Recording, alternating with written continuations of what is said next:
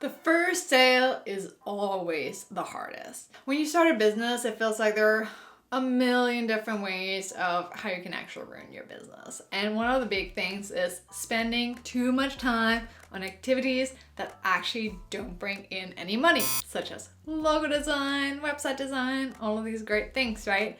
And then the problem too is that sometimes you just get stuck in analysis paralysis and really just not prioritize the right activities. So I created this framework. I've been teaching others who want to build a side hustle to succeed. And there are 6 phases to the framework that I want to discuss with you in our video today. Number 1, build a base. Number 2, build fans. Number 3, build a brand. Number 4, build for fit. Number 5, build a business. And number 6, build a funnel. And those 6 steps really get you from your 9 to 5 to becoming an entrepreneur. This video summarizes on a high level all my lessons learned from my own side hustle journey. So if you don't know where to start, or you feel super overwhelmed, or you don't have a lot of time, this is your video. Let's start with step number 1, build a base. I hear it so many times. I have so many business ideas, and if I were to choose one, how the heck do I know it's the right one? It's so key to focus on one big problem first, because I know this. Starting a business, it's incredibly exciting. But when I started, I remember I just got distracted by pursuing way too many side hustle ideas at once. And if I learned one thing the hard way, then it is to just focus on solving one problem really, really well first. When it comes to building the base, you really need to work on one idea until you find product market fit, and then you scale that business before working on anything else. Because what I really realized, it's the compound interest on one idea over time that really makes all the difference in the world. But you gotta make sure that it really aligns with something that you truly love doing. If you have no idea what it is that you really love doing, really make sure to check out my 14-day Feel Life Moment Challenge that I have in this video, and it's a total game changer. And once you have that idea, it's really key as the next step to conduct user research. One of my all-time tricks is to Google the problem that I'm trying to solve plus forum, and then I go into the forum and I hit Control F and I search for feel, right? Like I'm feeling exhausted, feeling overwhelmed, and that way I know, hey, there is really a problem behind that. Super cool trick. Now you might be asking, Fabi, there are so many competitors in this space that I'm trying to create a business in. How do I add real value? You know, there are some friends that you love hanging out with more so than others, right? And it's the same in the marketplace. If there's only one person serving a specific niche, such as weight loss, but your ideal customer doesn't really like that person, there's a lot of room for you. Do you see?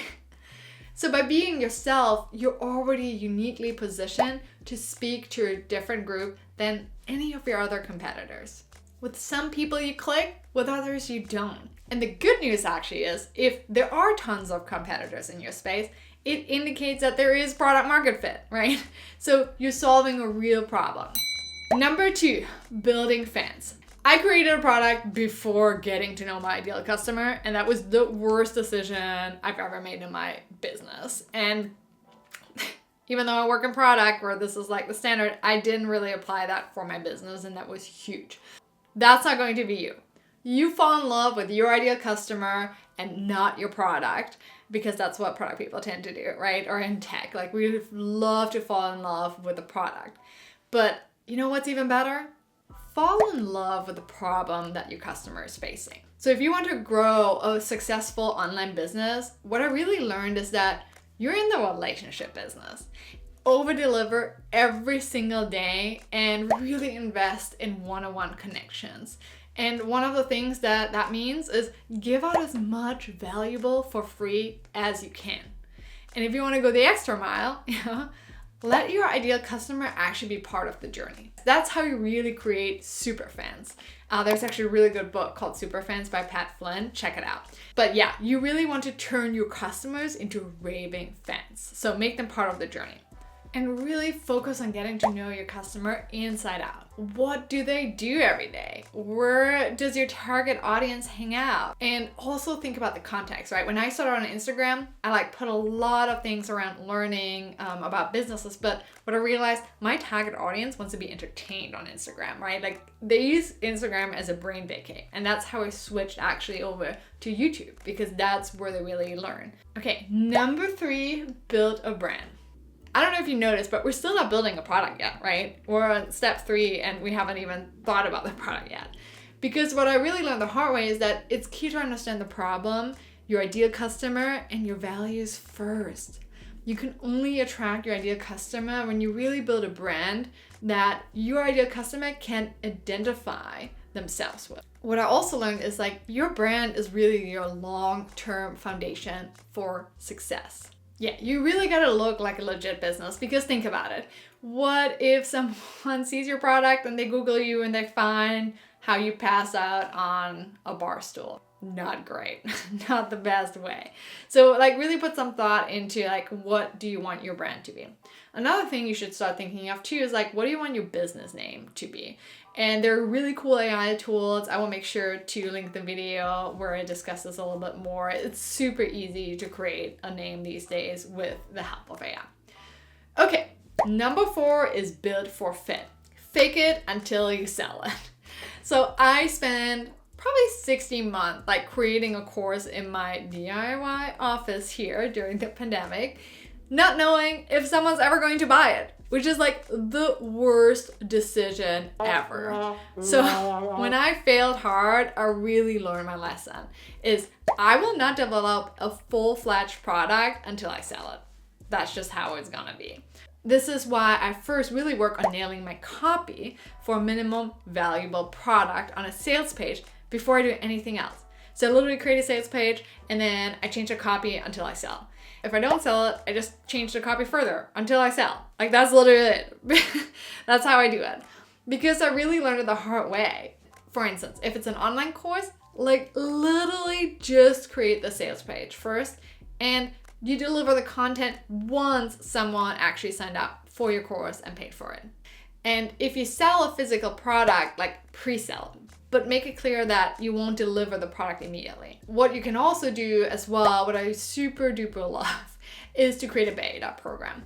So what you do is and Alex Hormozi talks about this all the time, is you just deliver results for free until you get testimonials in, because social proof is really what moves the needle. And you need to build your MVP, which stands for minimum viable product.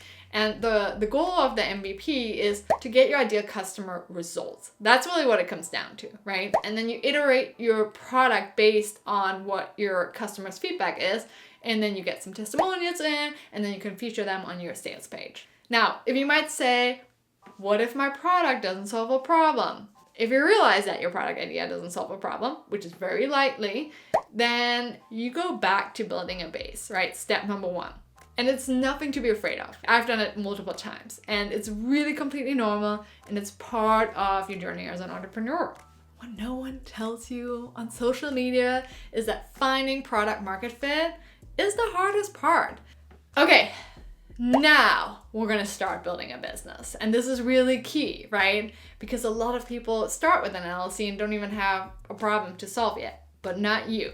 Think about it this way. Say you had an idea and you already created an LLC. Now, you would need to change the name because you probably had to pivot. That's super annoying. This is why it's so key to officially start your business later in the journey once you figure out product market fit. When it comes to starting an LLC, there are so many things that could go wrong horribly. And this is why I created actually a video just about the entire process of setting up an LLC, all the do's and don'ts. So check out the video up here, especially if you think about filing taxes, creating a bank account, all of this, it's in that video. Okay, so the most important thing is now you need to sell, right? So you've built an audience, you delivered massive value by providing free content. You have a beta group that you stress tested, you showed them how to get results, you iterated your product based on the feedback you got, and then you created an LLC, you have your own company now.